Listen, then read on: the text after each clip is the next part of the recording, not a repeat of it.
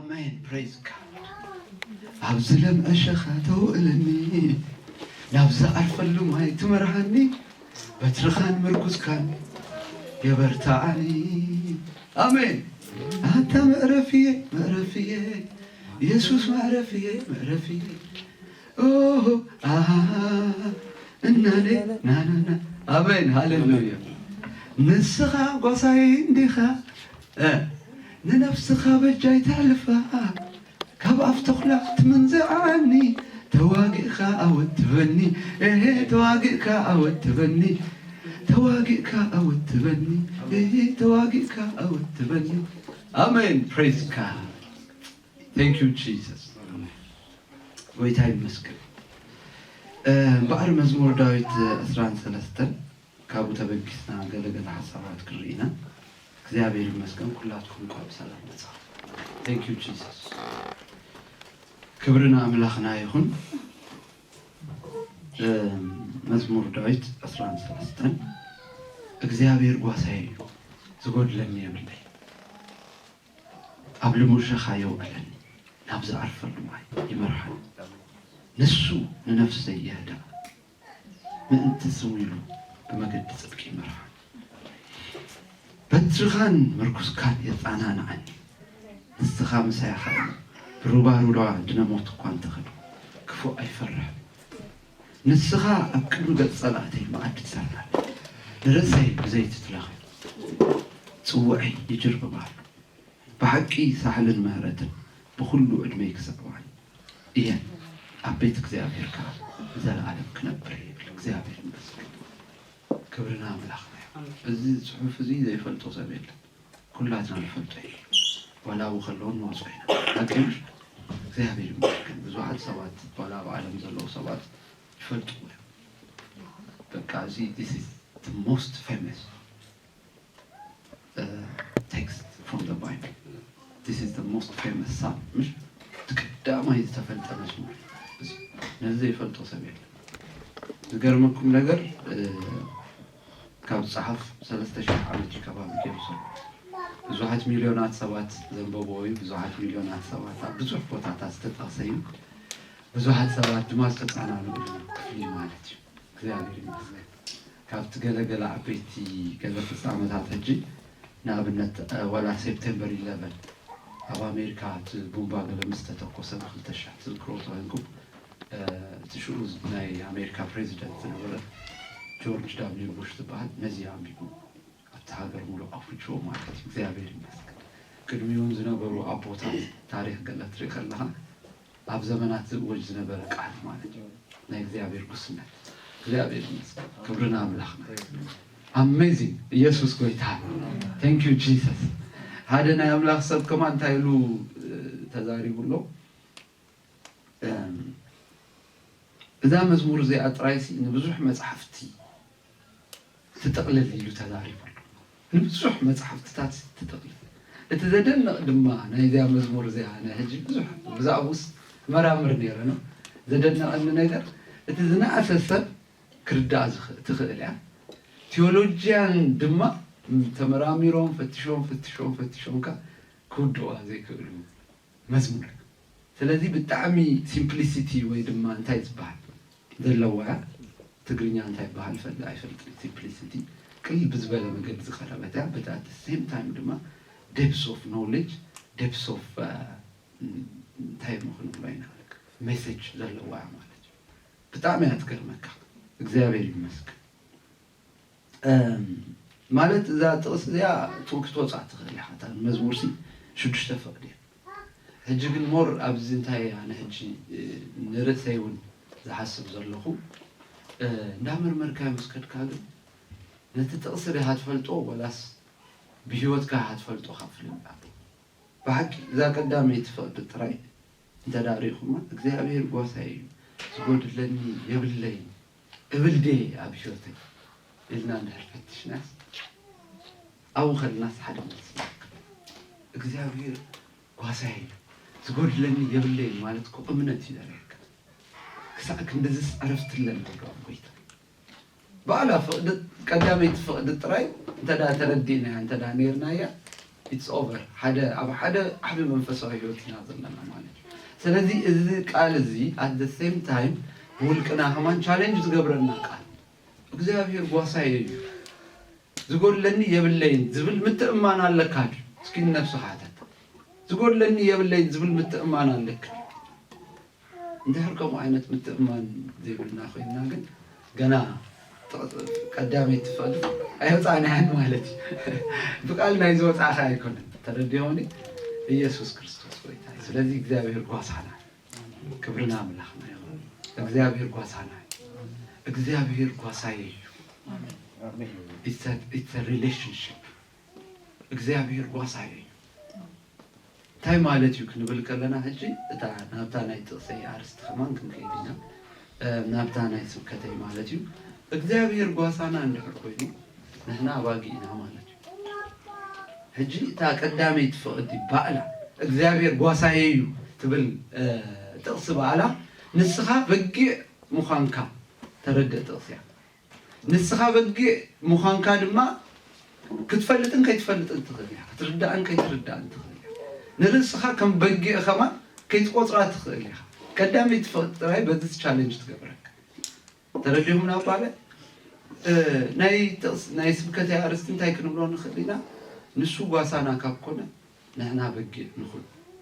ትብለ በቃ ንሕና በጊዕ ንኹን ማለት ምክንያቱ ንምንታይ ከም ዝብል ዘሎ መስሎ በጊዕ ሎሚ እንታይ ክበልዕ ኢላ ትጭነቕ በጊዕ ሎሚ ኣበይ ክሓድር ኢላ ትጭነቕ በጊዕ ሎሚ ዳ ኣበይ ቦታ ክውዕል ኣብ ባዕሉ ስተሬን ገንዶ ኮፍር ኣብ ባዕሉ ስክፋርና ዶ ኮፍር ሮስሌት ዶ ክንቀሳቀስ ኣበይ ቦታ ዳ ሎሚ ማይ ክሰትየ ኢላ ትጭነቕ ኣይትጭነቕ ምን ዝጭነቕ እንተ ዳይልና እትጓሳ ይትጭነቕ that means እስኻ እግዚአብሔር ጓሳኻ ምዃኑ ኣብታኣምነሉን ኣብ ኣብታዕርፈሉን ግዜ ቀዳማይ ኣብ ህይወትካ ዝኾነ ነገር ምጭና ኣይሓጥጦት automatically you understand that God will take care of you እግዚአብሔር automatically ንኣኻ በቃ ብዛዕባ መርዓኻ ብዛዕባ ሙላድካ ብዛዕባ ኣገልግሎትካ ብዛዕባ ኢኮኖሚኻ ብዛዕባ whatever ንደቅኻ ከይተረፈ ዝምልከት ነገር the moment እግዚአብሔር ጓሳዬ እዩ ክትብል ከለኻ እንታይ ማለት እዩ ኣና ይጭነቕኒ ወዲኤ በቃ እግዚአብሔር ባዕሉ ከዳልወልኝ እግዚአብሔር ባዕሉ ካሕስበሉ እዩ ማለት እግዚአብሔር ይመስገን አንተ ወይ ሃፍትና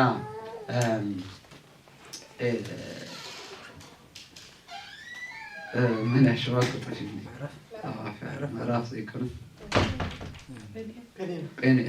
ጴኔል ጠቂሳታ ነይራ ንሱ የሓልየልኩም እሞ ኩሉ ሓልየትኩም ኣብዋውድኩ ቀዳማይ ጴጥሮስ 5:7 ቀሊል ነገር ኣይኮነን እዚ ብጥቕስ እኮ ትፈልጦ ትኽእል እያ ግን እንድሕር ትጨናነቕ ኣለኻ ዛት ሚንስ እግዚአብሔር ጓሳኻ ምዃኑ ኣይትረድእን ምክንያቱ እግዚአብሔር ጓሳዬ እዩ ክብል ከሎ ዳዊት በቃ ዓሪፉ I don't need to worry ብዛዕባ ናተይ ዴስቲኔሽን ዝምልከት መጻእ ነገር ዝምልከት ካልካል ነገር ዝምልከት እግዚአብሔር ሒዝዎሎ ማለት እዩ ተረዲሁ ምን ኣባለ ስለዚህ እግዚአብሔር ጓሳኻ እዩ እስኪ ንበሃል እግዚአብሔር ይመስገን እግዚአብሔር ጓሳኻ እግዚአብሔር ጓሳኺ ክብርና አምላኽና እዩ እግዚአብሔር ይመስገን እግዚአብሔር ጓሳዬ ዝጎድለኒ የብለይ እምነት ምድጋፍ ዝጎድለኒ ነገር የብለይ ጽባህን ጎ እንታይ ከም ዝኸውን ኣይሻቐልኒ ጽባህን ጎ እንታይ ከም ዝኸውን ኣይፈርሕ ናይ ገዛ ናይ ስራሕ ጉዳይ ይኹን ካልካል ጉዳይ ይኹን whatever ወላ ሕማቕ ሪፖርት ይምፃእኻ እግዚአብሔር ጓሳኻ ስለ ዝኾነ እግዚአብሔር will take care of it ምክንያቱ ታብ ጓሳ እንድሕር ሓሚማ እቲ ጓሳ ይጭነቕ ታበጊዕ እንድሕር ሓሚማ ኣቀምሽ ከምዚ ውረሎ ከምዚ ይመፅእ ኣሎ እንድሕር ተባሂሉ ንኣብነት ናይ ኣናብስ ወይ ድማ ናይ ድቢ ናይ ካልእ ተኽላ ድምፅታት ኣብቲ ከባቢ እንድሕር መፅዩ እታ በጊዕ ትፈርሕ ትኽእል ጓሳ ግን will take care of it ስለዚህ እግዚአብሔር ጓሳዬ እዩ ክንብል ከለና ብሩኻት ኣሕዋተይ እንታይ ማለት እዩ ተይልና እግዚአብሔር ሙሉ ሓላፍነት ናተይ ወሲዱሎ ማለት እዩ ኣሜን ክብርና ኣምላኽና እዩ ስለዚህ ናብዛ ዓይነት ዕምቆት ክንኣቱ ክንክእል ኣለና ነዚ ጥቕሲ ንኸሶኾ እግዚአብሔር ይመስገን ኣብ ልሙዕ ሸኻ የውዕለኒ نابز عرفلو ماي يمرحنا እግዚአብሔር ሲ እናትና ሁሉ ኃላፊነት ከምዝወስድ በሁሉም እንቅስቃሴና ከምዝረዳና ገለገለ ጊዜ ወላውን ክንመጽወይና ውርዲልና ጽቦ ዘይመስል ነገራት ከሆነ خلي ህማ ዘይመስል ነገራት ከሆነ خلي ግን as long as ምስ እግዚአብሔር ትጓዝ እንደራለህ ግን እግዚአብሔር ይመርሐካ ከምዞ ምርዳ ማን አድለ እግዚአብሔር ይመስገን በፍላይ ድማ በመንፈስ እንደርኩና ጸገም ይባል God will take care of us ዝኾነ ነገር እግዚአብሔር ታይገብረና ይዳልወል ናብነት መጽሐፍ ሩት እጅ ከሐስቦ ከለሁ ጣም ገርም ሩት ሲ በጣም ያና አምላክ ተሰቦን በቃ እግዚአብሔር አትሰብደለ ወላ ተመለስ ይገለመለ መስበለታ ሳና ይመለስ ነው እግዚአብሔር ተሰቦን ይላምሽ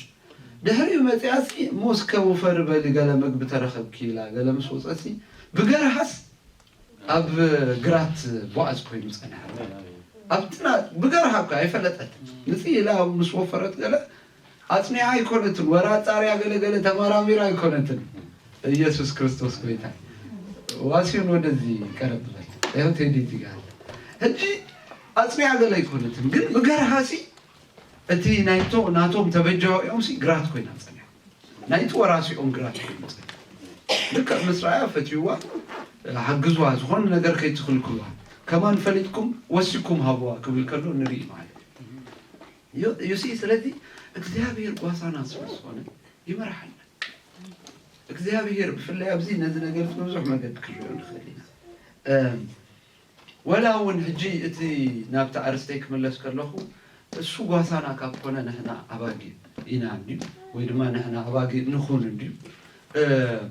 ወላውን ብርጽ ሀፍት ዋና ጨፍ ከም ዘይብልካ እዚ ቃል እዚ ያረዳክ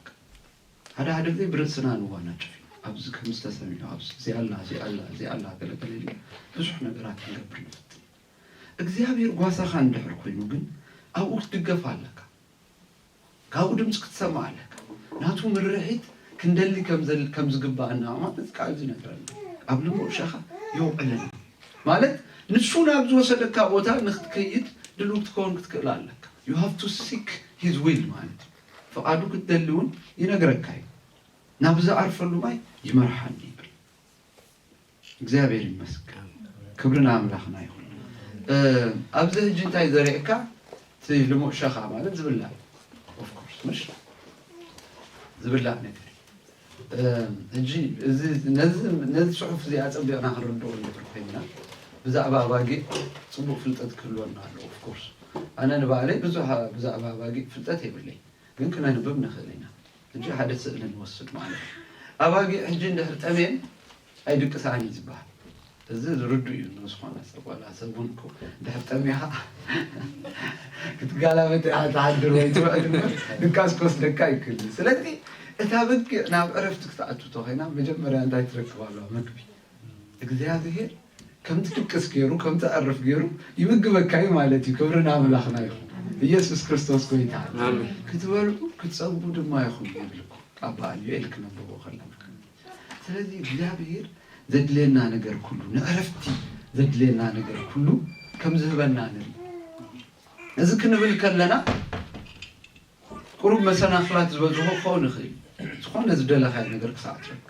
but as long as እግዚአብሔር ጓሳኻ ዝኾነ ግን sooner or later ነትማ አድኻይ ዛይዳልካ አሜን አብልሞ ሸኻ ይወዕለን ናብዛ አርፈሉ ማይ ይመርሐኒ አባጊ መብዛሕቱ ጊዜ ዝተዘርገ ማይ አይሰት ያኔ ይስባል ኢየሱስ ክርስቶስ ጎይታ እጅ ዝግ ዝበለ ማይ አብዘለው ቦታ ዘይተረግጸ ብዙሓት እንስሳታት አባጊ በባህሬን ሰንበድቲ ከም ዝኾነ ይዝንግር مش ሰንበድቲ ወላ በረኻታት እጅ ወላ ብልሙ ሸኻ ወሲድዎም ቀዳማይ ነገር መግቢ ክበላዓለዎ ሳዕር ክረኽባለዎ ካላይ ነገር ኣብቲ ቦታቲ ዝኾነ ምንቅስቃሳት እንደህራሎ አይዕርፋኒ አይድቅሳኒ ይስባል ስለዚህ ትጓሳ እንታይ ዝብል ናብ ልሙ ሸኻ ናብ ዝዓረፈ ማይ ህድአት ናብ ዘለዎ ቦታ ይወስድ እግዚአብሔር ይመስገን ጎይታ ይመርሐና ይተል ኢየሱስ ጎይታ ናይ ውልቅና ገርና እጂ ከምታ በግ ኤቭሪቲንግ ዘዛረቦ ነገር ንጽና ገርና ነው ሰድ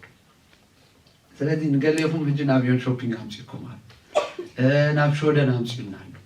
ናብ ሓደ ቦታ ኣምፅኡካ ክኾን ይኽእል ምስ ገለገለ ኣሕዋት ኣራኺቡካ ክኾን ይኽእል ብዙሕ ዓይነት ነገራት ኣሎ ንምንታይ ተይልና እግዚአብሔር ከዕርፈካ ስለዝደለ እግዚአብሔር ከዕርፈካ ስለዝደለ ናብ ቃሉ ዘምፃና ዘሎ ሕጂ ኮን ንምንታይ ክንዕርፍ ምእንቲ ክንዓርፍ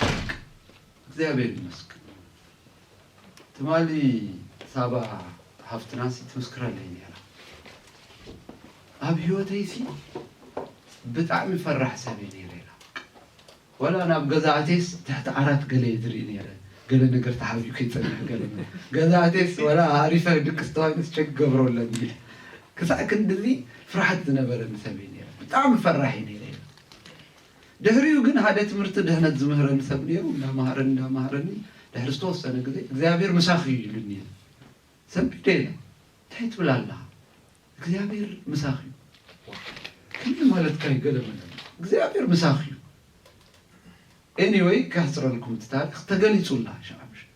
ካብታ ሻዕ ማለት ተጀሚረ ክሳለው ማለት ፈሪሕ ይፈልጥ ድሕሪ ውሕዳት ሰሙናት ዲዩ ገለከው ምስበላ ንሱዳን ከይተረፈት ሰጊራ ማለት እግዚአብሔር ይመስገን ቅድሚኡ ፈፂማ ክትሓስቦ ከማን ኣይትኽእልኒ ያኔ ካብ ምንታይ ካብ ፍርሓት ዝተላዕለ ማለት ስለዚህ እግዚአብሔር ግን ብቃሉ ገይሩ በመንፈሱ ገይሩ ኣብዚ እንዳምለካ ኣለኻ እንዳጸለኻ ኣለኻ ብዝተፈላለየ መገዲ እግዚአብሔር ናብ ምንታይ ምጻካይ ኣበረፊት ተድለካ ነገር ምግበካ ውሽጥኻ ይስራሕ ኣተሓሳስባኻ ይልወጥ ንነፍስኻ ኣብ ዘይተረዳእካ ዕረፍቲ ኣብ ዘይትፈልጦ ዕረፍቲ የእትወካ ማለት እዩ ኣሜን ክብርና ኣምላኽና ይኹን ኣብ ልሙእሸኻ የውዕለኒ ናብ ዝዓርፈሉ ማይ ይመርሓኒ ሕጂ ብዙሕ ማለት ብዙሕ እንድሕርተንቲንካዮ ብዙሕ ሓሳባት ኣለዎ እንዲ ዳጠርነፍና ኢና ንኽይድ ንኣብነት ኣብዚ ናይ እስራኤል ብሓፈሻ ምድርታት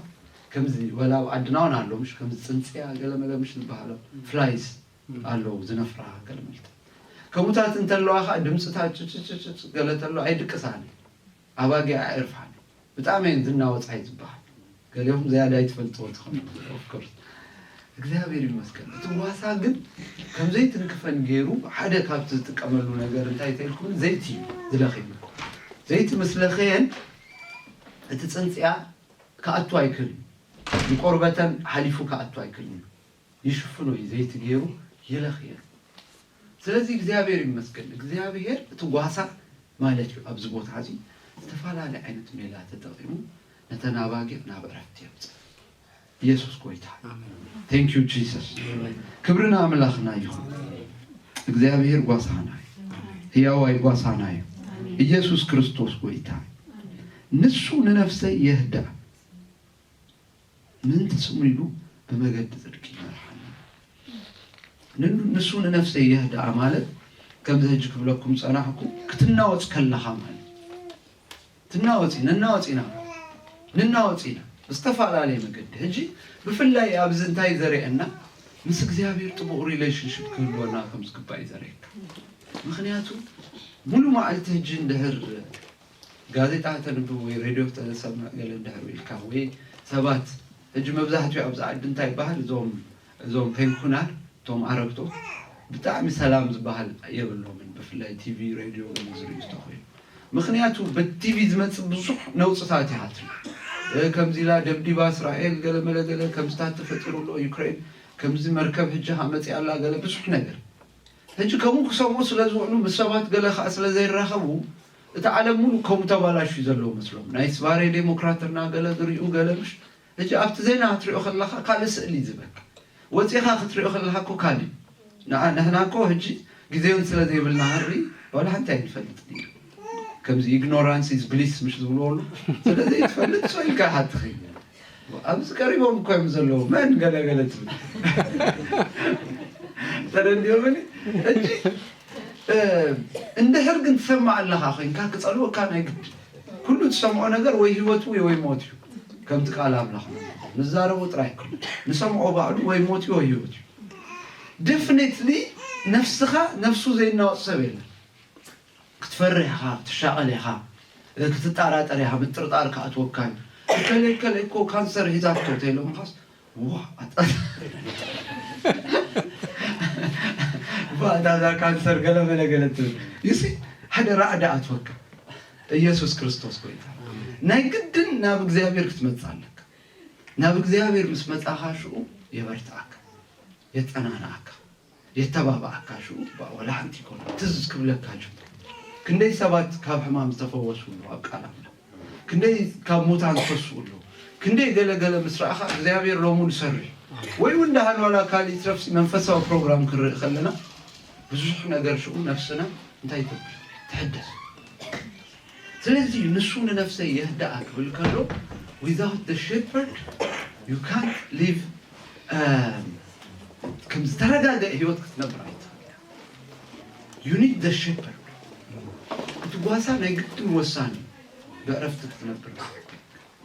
تردهون أباها እግዚአብሔር ይመስገን እትጓሳ ካንደ ህራሎ ግን ነፍስኻ ስለ ዘህዳአ ወላ ትሽግርን ከሎ ስኻ ግን አይትጽሎና አይትሻአልና ተረጋጋ ሃንዳ መስከን ካት ነበር ምን ትስሙ ይሉ በመገድ ጽድቂ መርሐኝ እዚ ዋንነት ይዘርየክ ዋንነት ምክንያቱ ናይ መንጓሳ ይሉ ከመይ ዝተሐስ ንፎ ጓሳ ተኾይኑ ጽጡ ይስተሐስ أما قواسات خوينو كن ولا بعدنا تفلتون نابنت تقولنا باقي رفعت كلمة لا كلا زي تايت بحال زي مش علوتي كلنا تنقل ملابس زبالن قالت خوينو تقواساي زبك أتا أنت رنكاتا خير كذا يتحسبن قال يزبحال مش فاكر ثلاثي تي نايتا بقى طعمي أبتنا قواسا منفعتي زمسرة وإذا ما نايتا بقى أبحما قناتات مهلا اتنقفيت أنا من يتيلكم لي ما بتقواسا ثلاثي كذا بيري بلنا من تسميلو بما قلت تذكي مرحب كبرنا عملا يسوع كريستوس قويتاي أبزن نسون نفسي يهدأ عزب الحساب نابزو حنتاش مو وصدكاي نابنت أبتنا إنجليش ندهر ترينا he restores my soul يزبل يملسا يزبل نسون نفسي يملسا يهدأ عزلالو ولا كم تقال بعلو أوريجينالي ناي نسحة he repents my soul تبايلو يترقو بزوح ما قد كنت ترقون خلينا قل ولا practically تكبار زلو of course داويت نزم مزمور زك صحفو خلو كابتا موكرو تبنكيشي صحفو فلطوي صبو غيرو نتمواس فلطو بتسفلطو قانقواهي تزاريبو زلو نابنت عباقي تفلطو سبات اندهر اللهم بفلاي اندهر رقيدا ازيس نفلطينا نحنا اندهر رقيدا بتعامل ويت أقرن اندهر رقوت خوينا انتهي خوناين يودكاي ريهم اللهم ويت أنستي اندهر قجف كبد ذلوات خوينا تايت خونها تودكاي مسودة كتساعيك لاني يذكرمكم بفلاي نخمز اندهر تخنبيلا نكون اندهر تخنبيلا نقرن اندهر تلتليلو كملا سايكلا تكبدت ثلاث صحبا ولا سب كمان نختملسن كمان نأخذ كبيد صبو اندهر ناي بقع ويدما ناي ما حرس تاش مسفل سبت زي كوينو مالت حرس تايت زي كوينو مالت قواصات زي كوينو بحثيروس كتملسنا آخا كمان كبيد مخنياتو حف كتب لن كلها أي حق زاهاني كتفسفنا يتغلنها مستزلون كبدت مالت أجي كمي غيركا حتى الألاني زباحل كثير كاتب قفنا مو قرب قزيت تبن تأقرن ساعة مزركب قرب دقائق تقدفن شو أأمن من الاسمو شو تأتقيلا كم زبارة صحلين خداج مراه مالت تقرمكم نجر كم زيلا أنت كبيلا مسودة بفلاي اتمريت بعلو فلات اندهر زي كوينو يوم زبلخا جوبو خونا مسؤولا دك سامش قمت على خلاين بس كم زمخنيات كمان اتمريت اندهر معرض زي كوينو مالت أبزك زي داويت حنشي نسون نفسي يملساك لكلو كم ذا عينة مملاس كتسألوا زي تخل كنتات challenge أبناتنا وانفسايات كنا مسخرنا هذا زي صلوت كاكوك آخر هذا زي كلام لك زي هاكوك آخر you definitely need the restoration of the Lord እግዚአብሔር ጥራይክ መልሰካ ዝገርመኩም ነገር ዝገረመኒ ከምኢለን ወዲቀን እንደሕር ተወሰነ ሰዓት ከማን ዘይመልክ ጊዜያት እንደሕር ጸኒሐን ዳይሬክትሊ ዝሞታ ይዝባል ምክንያቱ እቲ ናተን እንታይ ዝባል ከብደን ጋዝ ببسح سلازعته تستنفاس يأبسمه قلت فلين زموت على زبان እግዚአብሔር ይመስገን ስለዚህ ካብዙ ቀጥል ነገራት ዝቀትል ንክርስቲያን ዝቀትለው ነገር እንታይ ዘይምእማን ፍርሒ ምጥርጣር مش زين ثلاثه ናይ ክርስቲያን ጸላእት ዝበሃላ ናይ እምነት ጸላእት ዝበሃላ ካብ እምነት ዝወጻኻ ንሕና ህይወት ብምንታይ ናረኺብና በእምነት እምነትና እንድሕር ተወቂሉ እኮ ኣኺሉና ተስፋ ምቁራጽ ተሰቦም ተስፋ እንድሕር ቆርጽካስ ክላ ትብል ትጅምር ኣፍካ ባዕሉ ጸላእት ትቀመልካ ጅምር ሞት ክትዛረብ ትጅምር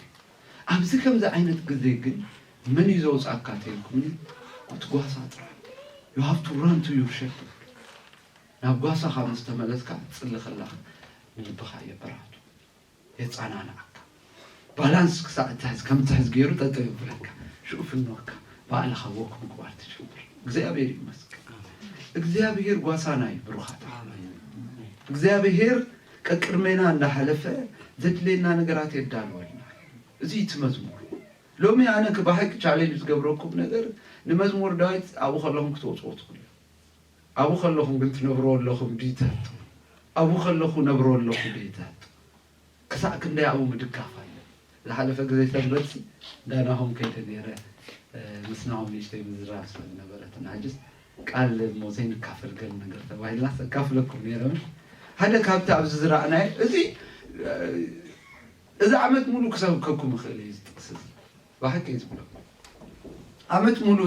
ቃል እዚ ሰቢኽና ኣይንውድኦን ብጣዕሚ ዓሚቕ ሓሳብ ዘለዎ ሓደ ካብቲ ናይ እግዚአብሔር ዋሳነት ዝተረድኦ ሰብ ኣበይና ንረኽቦ መስለኩም ንኣብነት ንሪኦ ዝነበርና መዝሙር ዳዊት 127 ነው ንኺ መዝሙር ዳዊት 127 መዝሙር ዳዊት 127 እግዚአብሔር ንቤት እንተዘይሃነጸ ሃነጽቲ ንኸንቱ ይደኹ ሃነጽቲ ንኸንቱ ይጽዕሩ እግዚአብሔር ንኸተማ እንተዘይሃለዋ ሃለውቲ ንኸንቱ ሃላው ንኸንቱ ይነቅ ፍቅድ ክልተሽዋ አንጊሕኩም ምትንሳእኹም ኣምሲኹም ምድቃስኩም እንጌራ ጻዕሪ መብላእኹም ከንቱ እዩ እዝስ ንፍቁራቱ ደቂሶም ከለው ይህቦም ናይ ምድቃስ ህይወት እዩ ማለት ኣብዚ ሕጅሲ ንሪኦ ነርና ነው ናይ ደቂስካ ትነብሮ ህይወት እዩ ኣብ ትጓሳ ስለዝተደገፍካ አንጊሕካ ምትሳ ምጉያይ ምውንጫፍ ከምዝን ምባል ዘይኮነ እንታይ ናይ ዕረፍቲ ህይወት የለን እኮ ትደልዮ ነገር ኩነታት አሉ እኮ ብዙሕ ጸገማት አሉ ስቲል ግን you have peace ሰላም አለካስ በደገ ብዝራእይ ነገር አይትኸይኛ በጣም ምርግጋ አለካ ምን ይዝመርሐካ ዘሎ እግዚአብሔር ይዝመርሐካ ዝጎድለኒ የብለኝ ይልካለኻ ዝጎድለኒ የብለኝ ትብሎ በአፍካ ዘይኮነ አውሽተኻ ዝገርመኩም ነገር እዛ ጥቅስ እዚያስ ሰላስላ ነይረ ነው እስተንትና ነይረ ወላ ሓደ ግዜ ሰባት ሓቱ ከመይ ማለት ይዳ እዝስ ንፍቁራቱ ደቂሶም ከለው ይህቦም እዩ ድሞን ደቅስ አይንስራ ሶልና ነብል ማለት ገለገለ ኢሎም ሓቱ ከመይ ማለት ዝገርመኩም ነገር ናይ ዝመልስ እዚ ጃው ከለኹም ልሰልኩም ግዜ ክንታሓታት ገለ ግዜ ስለዘይ እታ መዝሙር አርስታ ተሪኹማ መዝሙር ምድያብ ናይ ሰለሞን ያት ሰለሞን ንበረኸት አምላኽ አበይን በኸመይን ይረኺቦ እና ተጓየ እና ተዋና ጨፈዳ አይኮነን ደቂሱ ከለኮ እግዚአብሔር ባሉ መጥዩ ብልት መጥዩስ ሰለሞን እንታይ ክበካት ደል ዝደለኻን ነገር ተተተን ክበካ ይምሽሎ በዚህ ከምዛ አይነት መገድ ስለተቀበለው እኮ እዩ ንፍቁራቱ ሲ ብድቁሶም ከለው ይህቦም ዝብለና that means he was worshiping him እንዳምለኾ ከለው አብጊቦም ከይሉሲ ሽህ መስዋዕቲ ምሕራር አረገ ብለና ምሽ ብድህሪ ነለይታ መስመጸ አቲቶ እንታይ አትደለ ጥበብ በቃ ጥበብ ጥራይ ዘይኮነ ካልኡን ዘድለካ ነገር በሙሉ ከበከ ሪኹም እቲ ጓሳ ዘሎ ማለት እግዚአብሔር ጓሱ ምዃኑ ዝኣመነ ሰብ ወይ ድማ ንነፍሱ ልክ ከም በግ ዝፈለጥ ዝተረዳእ ሰብ ኣብቲ ጓሳ ዝድገፍ ኣብቲ ጓሳ ይዝውከል ኣብ ጸሎት ጊዜ ዘጥፍ ኣብ ቃል ጊዜ ዘጥፍ ቃል መንባብ ከም ክሳራ ኮይኑ አይራየን አምልኮ መመላኽ ከም ክሳራ ኮይኑ አይራየን ምክንያቱ እሱ ይተዕረፍቲ እሱ ይትድቀስ ብድህራ አምልኮ ከይዱ መስደቀሰ እቲ ባዕሉ ደልዩ ኣብ ክንደይ ዘመናት ከም ጾ ዘይክእል ዝነበረ ነገር ባዕሉ ብሽሙን በአድራሹን ክመጽእ ከለው ነሪ ማለት እግዚአብሔር ይመስገን ስለዚህ እግዚአብሔር أملاخنا قاسانا ኢየሱስ ቆይታ እግዚአብሔር ጓሳይ አሚን አላህ ንበልስኪ ዝጎለነ ነገር የለን ሃሌሉያ ደህርጂ ብርእሰይ አይውከልኒ ብርእሰይ በብልሃተይ ዝኾነ ነገር ከም ዘይምጽ ተረድዩንሉ እግዚአብሔር ናአይ ዘአዘዘለይ ነገር አለ ሃሌሉያ ነው እንዳዘመርኩ እንዳምለኩ ወኸለኹ እግዚአብሔር ነገር ይሰርህ ንበልስኪ say amen hallelujah thank you jesus amen ተደሊው ነገር ጥራይ ዘይኮንስ ተወሳኺ ብዙሕ ነገራት ተጣቅሊሉክ መጻፍ አሜን አሜን ዶ ኢየሱስ ጎይታ አሜን እግዚአብሔር በሁሉ ዘድለና ነገራት ሁሉ ታይገብረና ከካናኸነና ኢየሱስ ጎይታ ዝገርመኩም ነገር ካብት ዝገርመን ነገር ዳዊት ህጂ አብዚ አቡ ኸሎኽ ከፍተልኩ መንፈሳዊ ህይወት በመንፈስ ጥራይ ተኸሎ ነገር አይኮን አእምሮኻ ተቀማለ እትናይ አእምሮ መንፈሳዊ አገልግሎት ኩን ይዝብለና አቀምሽ እዚ ሮሜ ምዕራፍ 10 ተኸልተ ማለት ምስጋሁ ቅዱስን ባዘብልን መስዋዕት ህያው መስዋዕት ጌርኩም አቅርቦ ይብልሞ እዚ ድማ እትናይ አእምሮ መንፈሳዊ አገልግሎት ዳዊት አነ ናይ ዳዊት መዛሙራት ገሊዩ ክፍትሾ ኸለኹ ገለ ሪኦን ታይ ዝገርመካ ንኣብነት መዝሙር ዳዊት 118 ተንተሪእነ 19 ማለት ንቃል አምላኽ ያው ወዲሶሽ በቃልካ ህያው ኮይነለኹሞ ቃልካ ህያው ገይሩኒሞ መከራይ መጸናኒ ይኮነ ጎበዝ ንመገዱ ምንታይ እንጻ ቃልካ ከም ቃልካ በምጥንቃዩ ገለ እንዳበለ ቃልካ ንግረይ መብራት በመለታ በዛባ ቃሉ ዝገርመኩም ነገር መዝሙር በዕብራይስጥ ናስ ለዘይናም ወይምበር ቶም ዕብራይስጥ ዝነበሩ አበሉ አሎዲዩ ሃውና ነኒ ኪዱን ገለ ካሎት ማህሪውን አለ አው ህጂ እንታይ ገይሩ ጽሒፎ ዘለው ዝገርመኩም ካብ እትና ዕብራይስጥ ቃላት ምሻሉ ካብ ኤ ጀሚሩ ከሳ ዜድ ብናቶም ማለት በኡገሩ ጽሒፎ ቀዳመይት ፈቅደ ህጂ ቢኤ ያትጀምሩ ብና ዕብራይስጥ ካለይት ቢቢ ካለይት ሳልሰይት ብሲ ቢ እንዳበለኝ ካብ ኤ ከሳ ዜድ በቃል አምላክ ገልጾ ማለት በጣም ይዝገርመካ መብዛህቲው ነገር እንዳስተንተነ በቃ በመንታይ ዘኽብሮ በመንታይ ዝገልጾ እንዳበለዩ ዝገልጾ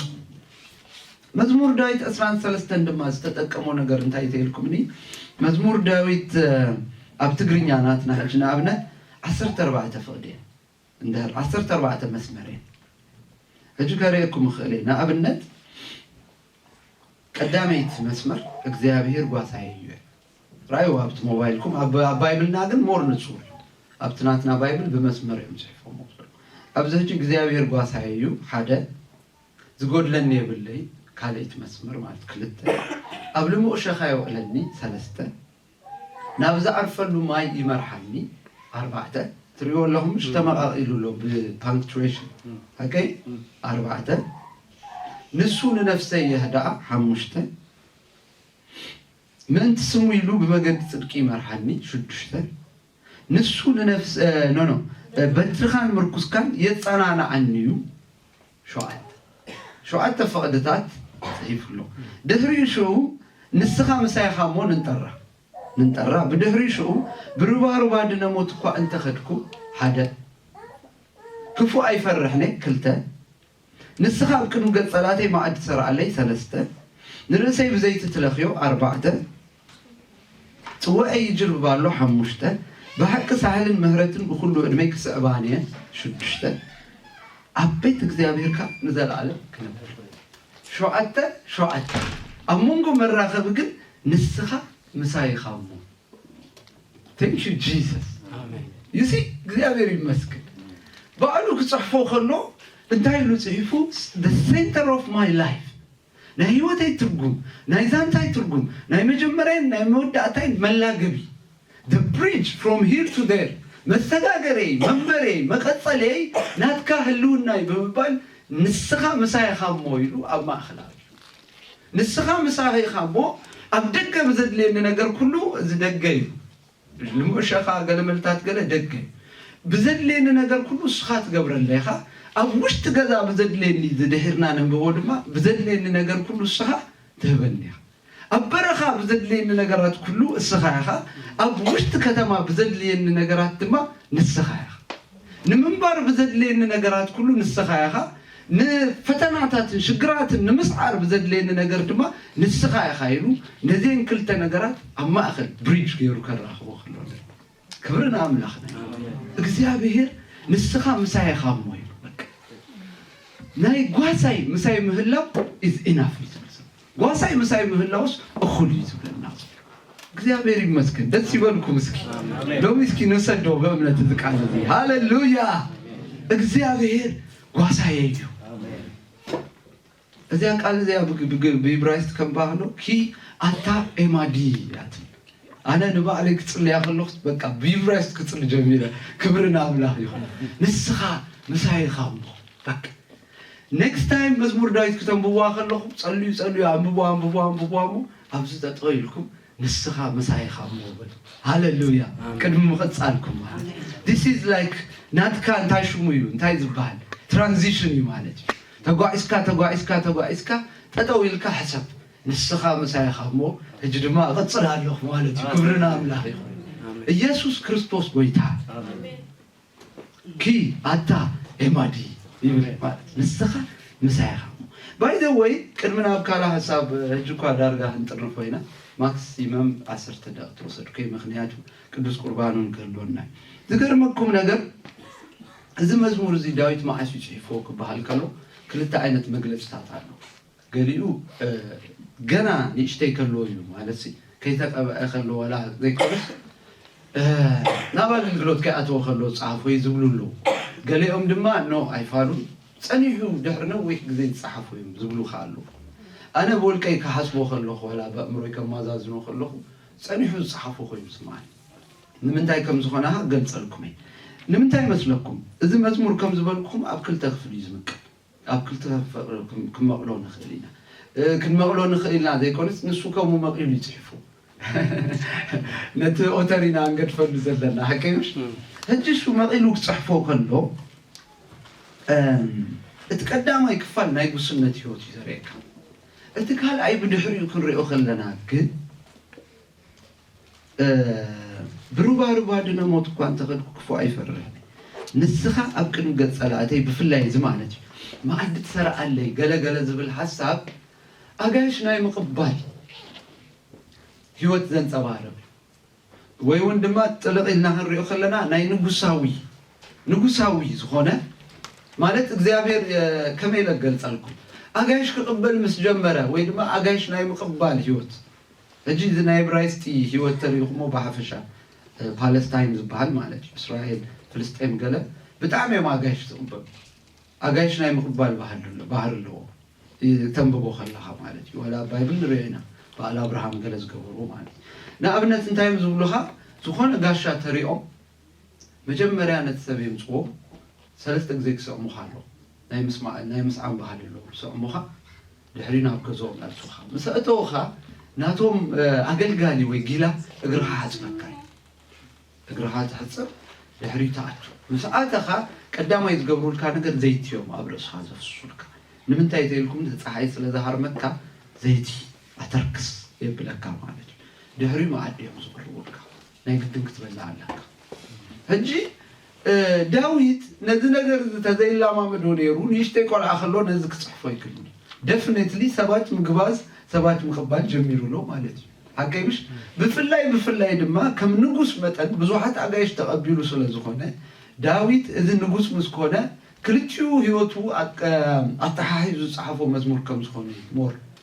زمنك كونفينس جبرك مالت أبزأ أكواب لكن ريو خلنا نسخاب كنو كتسألاتي ما عد تسرع لي نرسي بزيت تلخيو زي جزبلناي معناج صوعي يجرب بحر أباندانس استقط أبا برخت زي كونس بزوح برخت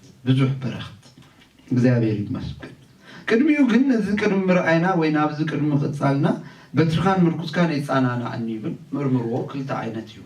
መሳሪህ ይዘለው ይዝባል እትጓሳ ታቀዳሜቲ ከምዚ ምርኩስ ትመስል ኮይና ንምስሓብ አይታበቂ አብገለ ነገር ተሻተላ صحيح ዘውጻላ ይዝባል ወላ ንምፍላይ ገለ መለዝ ተቀመል ማለት ትካለ ግን ትበትር ግን ንምህራን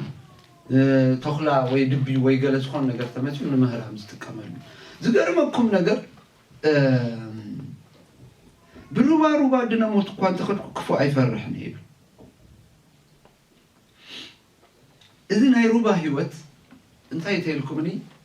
ኣባጌ ኣይፈትዋነኒ እንታሕቲ ምኻድ ኣይፈትዋነኒ ዝበሃል ቶም ትፈልጥዎ ሰባት ትፈልጥዎ ቁልቁለት ገለስ ኣይፈትዋነኒ ባላንስ ስለዘይብለን መስለኒ ኣክቹዋሊ ኩሎም እንስሳታት ከምኡ ይዝበሃል ሃጎሳ ኣለክ ድዩ ኣፍልጦ ብዛዕባ ናይ ኣባጊዕ ገል ቁልቁለት ሓግዙኒ ቶም ታሽም ዘሎ ሽልሞን ፈልጦ ኣብ ፍላት እዮም ዝፈትዋምሽ ቁልቁለት ኣይፈትዋን እጅ ቁልቁለት ንኣን ጭንቀት ቁልቁለት ሙራድ ዝገርመኩም ግን እቶም ጓሶት ግን ንምንታይ ናብ ቁልቁለት ዘውርድዎ እንተይልኩምኒ ፀሓይ ክብርትእ ከሎ ኣብቲ ፀፊሕ ቦታ ሙቐት ስለዝኾነት ምድሪ ናብ ጎዳጉዲ ያትውን ቫሊ ማለት ናብ ቫሊ ያትውን ዳሃር መብዛሕትኡ ግዜ እቲ ዓይኒ ማይ ከዓ ናበይ ዝወርድ ተይልኩምኒ ናብቲ ቫሊ ዝወርድ ስለዚ ኣክቹዋሊ እቶም ጓሶት ንምንታይ ነተን ኣባጊዕ ናብ ታሕቲ ዝወስድዎ እንተይልኩምኒ ፀሓይ ብዙሕ ከይሃርመን ኣብኡ ከዓ ንክሰትያ ሪስቶር ንምግባር ሃይለን ንክሕደስ እዩ እታ በጊዕ ግን እንታይ ኮይኑ ይስማዕ ዘሎ ስቃይ በቃ ዋ ናብ ጉድጓድ ሕጂ ኣብ ጉድጓድ ኢና ዘለና ገለገ ኣብ ጉድጓድ ዘለና ትብሉ ሰባት ደስ ይበልኩም እግዚአብሔር ይመስገን ማይ ክትሰትዩኹም ኣብ ወሪድኩም ዘለኹም ዘይ ኣሜን ሃሌሉያ ክብርን ኣምላኽና ይኹን ፀሓይ ብዙሕ ከይወቃዕኩም ኢኹም ናብ ወሪድኩም ዘለኹም በር ንምጥፋእ ኣይኮነን ማለት ሕጂ እቶም ጓሶት ፅቡቅ ሓሲቦም ናብ ጉድጓድ ዘወርዱ ተዘይኮይኑ ኣብ ላዕሊ ተኮይኑ ብጣዕሚ ክብርትአን ይሙኸት ክሞታ ክእለ ዩኖ ቦዲን ታሽማ ይብለውን ስለዚህ ነዚ ሕጂ ብሩባ ደንሞት እኳ ተኽድኩ ክፉ ኣይፈርሕ ዳዊት ግን ተረዲዎ ስለ ዘሎ ሕጂ ከም ጓሳ ይፅሕፎ ስለ ዘሎ ኦ እግዚአብሔር ይመስገን ወላ ብጉድጓድ ተወሲዱንስ ኣይ ኖ ጓሳይ ፅቡቅ መደብ ብዛዕባ ይከም ዘሎ ፅቡቅ ዕላማ ብዛዕባ ይከም ዘሎ ዝገርመኩም ነገር ናይቲ ጓሳ ሕጂ እታ መዝሙር ወላ ህያዋይ ጓሳይ እንዲኻ ንነፍስኻ በጃይ ተሕልፋ ተዋጊእኻ ኣወትበኒ እንታይ ሞ ተዋጊእነን ካብ ኣፍ ተኽላት መንዝኣኒ ተዋጊእካ ኣወትበኒ ተዋጊእካ ኣወትበኒ ትብል እቲ ጓሳ ኣነ ብጣዕሚ ዝገረመን ነገር እዚ ናይ ጓሳ ነገር ዮሃንስ 10 ንኺድስከ ኣብ ውሽ ገሊፅዎ ኣሎ እቲ ህያዋይ ጓሳ ኣነ ኢሉ ፍቅዲ 7 ምውራእዎ ዳርጋ ብዚ ክዛዝም ማለት እዩ እግዚአብሔር ይመስገን ክብርና ኣምላኽና ይኹን ቴንክ ዩ ጂሰስ ተዋጊእካ ኣወትበኒ ብሩባ ድነሞት በጣም እንክሓልፍ ኣካውሕ እናንተ ኣካብ ምድረ በዳይ ለምለም ትገብር ሃሌሉያ ምድረ በዳይ ለምለም ትገብር ምድረ በዳይ ለምለም ትገብር ርእሰይ ብዘይቲ ትለኽዮ ቀርናይ ከምናይ ገዋይ ተልዕሎ ጽውዐይ ብቅብኣት መሊኡ ይጅርብባሎ ኣታ መዕረፊየይ ኢየሱስ መዕረፊየይ ኢየሱስ መዕረፊየይ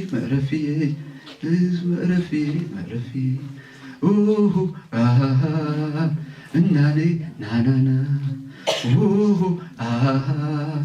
እናኔ ላላላ ሃሌሉያ ፕሬዝ ጋድ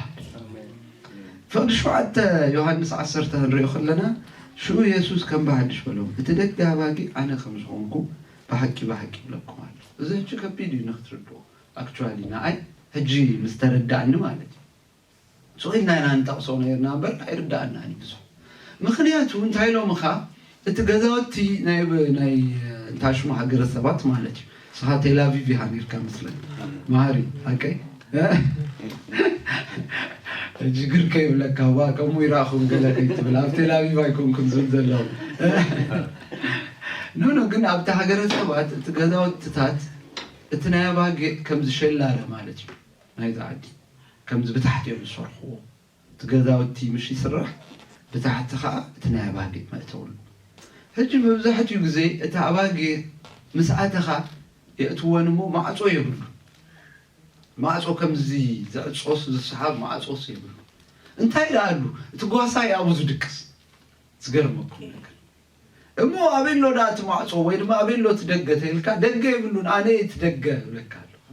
ስለዚህ ዝኾነ ነተናባጊ ክረኽበንተ ኮይኑ በትጓሳ ሐሊፊዩ ነተናባጊ ዝረኽ That's why Jesus Christ is saying እትደጋ አባጊ አነ ከምትኾንኩ በሐቂ ብለኩም አለሁ እትዘደንቀን ነገር ዳህር ውርዲ ለክርዮ ከለፈ ሰለስተ ተሪኹሞ እትደጋ ፍጥሻዓተ ማለት እትደጋ አነ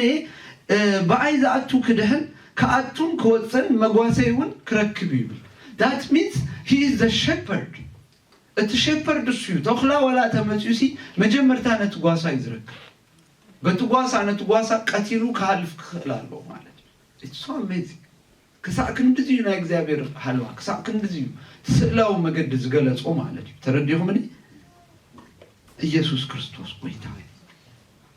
ስለዚህ ባር ዳዊት እንታይ ዝብል ዘሎ ብሩባሩባ ድነሞት እንኳን ተፈድኩ ክፉ አይፈራ ንስኻ ጓሳይ ንስኻ ቅድም ገጸላተይ ማዕድ ትሰራለይ ንርሰይ ብዘይት ትለኽዩ ጽውዒ ይጅርባል በቃ ሓደ ንጉሳዊ ዝህጂ ንጉስ ኮይኑ ስለዝረአዮ ንሱ ከመይ ዝጋብዝ ዘሎ እትን ኦርዲናሪ ሰብ ከማን ከም ዝጋብዝ ተኮይኑ ዳዊት ንጉስ ኮይኑ ከመይ ጋብዝ በቃ ዘይት ትልከልካ ገለመለ ማዕድ ስራልካ ከመብላዓ ሓትበል አብትናቱ ማዕድ ማለት ተረዲሁና ባህለ شو مودعتا زغرمت እንብፍላይ በሐቂ ሳህልን ምህረትን በሁሉ ዕድሜ ክሰባኔን አቤት እግዚአብሔር ካን ዘላለም ክብር መብዛሕትኡ ጊዜ እዚ ንጉሳዊ ማለት ዳዊት ጸኒዩ ጽሐፎ ከብለን ዝኻለ ነገር ሓደ ሰብ ናቤትካ ምስመጽ ናቤትካ ዘይኮንስ ከም ንጉስ ምሳይላቸው ከማን ያለን ነርና አይ ቲንክ ሃይላቸው በዛባዝ ቃል ሰብ ይሁን ይሩ ሮበርት ሊገል አብ ዙም ዛአተኩም ሰባ እጅሲ ቀዳም ስኻኻ ተገልግሉሽ ገለይ ማሲና ተራህብና ነርና ሐሙስ ተራህብና ወስኻኻ ተገልግል መዝሙር ዳዊት 13 ምስ ዮሐንስ 10 ከገልግለይ መስወልኩ ዋት ይሉ ብዛውን ያገልግለ ፌስቡክ አቴ መስራቆ መዝሙር ዳዊት 13 ዮሐንስ 10 ይብል አቴው ምራህ ይሆነ በጣም ሲሃዳ በቃ ዋ ሜዲ ክብርና አምላክ ተባሃይ እስከ ይመላሞክ ሰሞይ ገለይሉኒ አኖን ሰሞይ ናቲ ለዮ ማለት እግዚአብሔር ይመስገን ግን አደ ኮንፈርሜሽን ንኽልተና በጣም ደስ ይልና ገነት ሐቂ ከሙዲኔር ኔርኬ